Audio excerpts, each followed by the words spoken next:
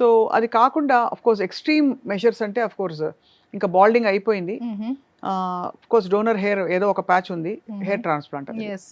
Hair transplant ఎంత క్లిష్టమైన procedure అండి ఇవాళ రోజుల్లో? సో, ఇప్పుడు హెయిర్ ట్రాన్స్‌ప్లాంట్ అనేది చాలా రకాలుగా వచ్చేసిందండి. దాంట్లో గూడా ముందు చాలా హెక్టిక్‌గా అంటే పెద్ద ప్యాచ్ తీసి that is called there are different types అండి. ఫస్ట్ విల్ సీ లైక్ దాంట్లో కూడా ఫాలిక్యులర్ యూనిట్ ఎక్స్‌ట్రాక్షన్ అని ఉంటుంది. ఫాలిక్యులర్ యూనిట్ ట్రాన్స్‌ప్లాంట్ అని ఉంటుంది. డైరెక్ట్ హెయిర్ ట్రాన్స్‌ప్లాంట్ ఉంటుంది. హ్మ్. సో, ఫాలిక్యులర్ యూనిట్ ట్రాన్స్‌ప్లాంట్‌లో మనం ఏం చేస్తామంటే మన డోనర్ ఏరియా నుంచి స్మాల్ ఎక్స్ట్రాక్టెడ్ హెయిర్ ఫాలికల్స్‌ని తీసి దాన్ని మళ్ళీ సెపరేట్ చేస్తాం.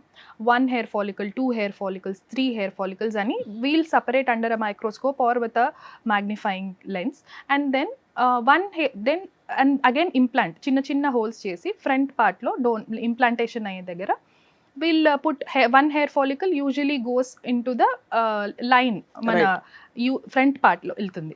అండ్ 2 ఆర్ 3 డెన్సిటీ కావాలి కాబట్టి మనకి బ్యాక్ సైడ్ వెళ్తుందనమాట. సో, ఇలా మనం చాలా simple procedure. It will be done in about 6 to 8 hours. And post ఆప్ కూడా ఈజీగా మనకి హీల్ అయిపోయింది. మనం 10 to 15 డేస్‌లో మొత్తం హీల్ అయిపోతుంది. It is very simpler right now. ప్రీవియస్‌గా అయితే మనము ఒక ప్యాచ్ ఆఫ్ హెయిర్ తీసుకొని దాన్ని మళ్ళీ స్టిచ్ చేసి వెనకాల పార్ట్ నుంచి దాని నుంచి మళ్ళీ హెయిర్ ఫాలికల్స్ తీసి అప్పుడు ఇంప్లాంట్ చేసేవాళ్ళం. That process is very tedious and nowadays we are not following that.